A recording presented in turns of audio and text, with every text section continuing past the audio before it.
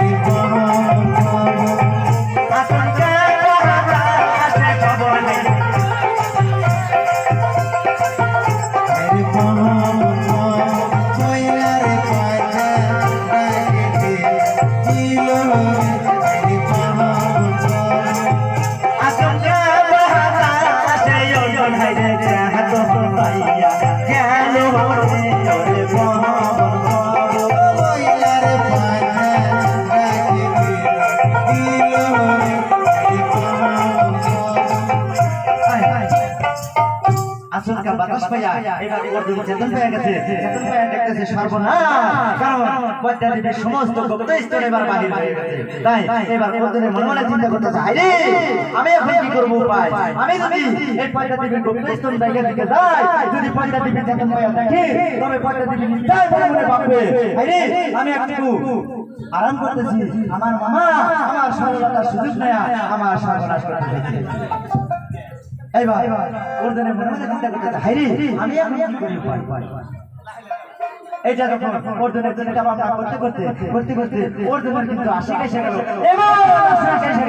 অর্জুন দেওয়ানা হয়ে গেল এবং সেইখানে আর অর্জুনের থাকা সম্ভব না, অর্জুন সেইখানে আর থাকতে পারতেছে না, এমন আশিক এসে গেছে। তাই অর্জুন বাস করলো কি, মনে মনে চিন্তা ভাবনা করে এইবার অর্জুন বাস করলো কি, তার হাতের দ্বারাই এক ফোঁটা পানি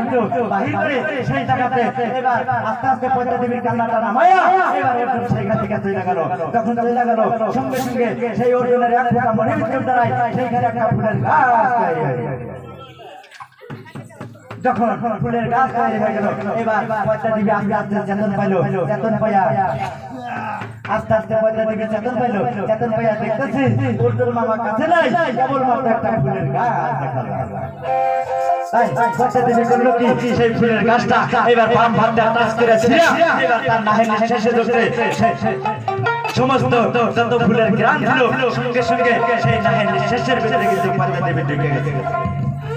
যখন নাহের শেষে যখন পদ্মা দেবী এবার টাইনা নিল সমস্ত গ্রাম তার গর্ভের ভিতরে ঢুকে গেল সঙ্গে সঙ্গে পদ্মা দেবীর গর্ভ হয়ে গেল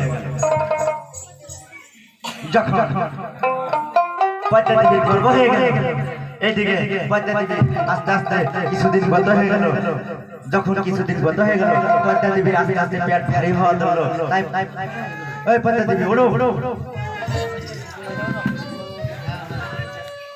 তাই পদ্মা দেবী আস্তে আস্তে চলে কিছুদিন ভারী হয় আস্তে আস্তে পেট ভারী হয় তাই পদ্মা দেবী মনে মনে চিন্তা ভাবনা করে হাই আমার পেট ভারী হয় আস্তে আস্তে আমার কি হলো আমি কারো বলে গেলাম না কারো কাছে থাকলাম না কারো সাথে কোনো কিছু করলাম না আমার পেটের ভিতরে কি ঢুকলো আমি তো খুঁজে পাই না